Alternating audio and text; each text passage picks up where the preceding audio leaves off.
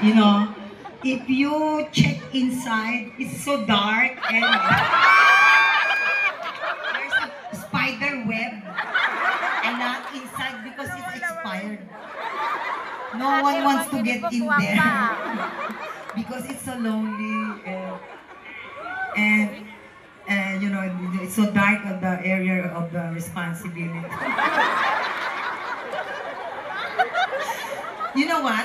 During the pandemic, mag-English ko tayo ha? Okay lang? During the pandemic, so of course everyone here, all over the world, we do the swab test. Here in the Philippines, you do the swab and then direct to pap smear.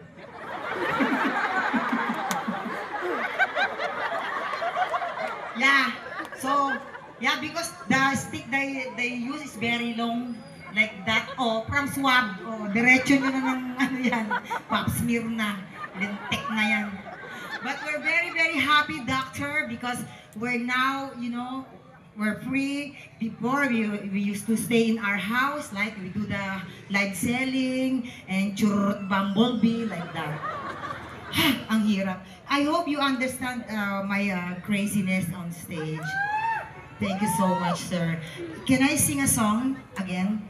If you don't like, I don't care. Still, I'm gonna sing the song. Okay? And I'm glad that we have a friend, the doctors here. You're welcome here in our country.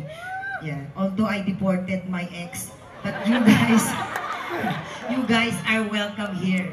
You're welcome because you're a good people. Alright? So now, it's init. Ba't ko ba naisipang isuot itong tricycle na to? Yeah, I saw an abandoned tricycle out there. So I get the seat cover. I just... Init dahil.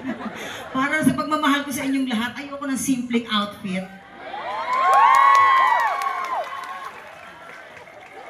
Kahit mainit, magka-TV ako dito. Gusto ko masaya kayo. Siyempre, yung, my costume is inspired by the alien who's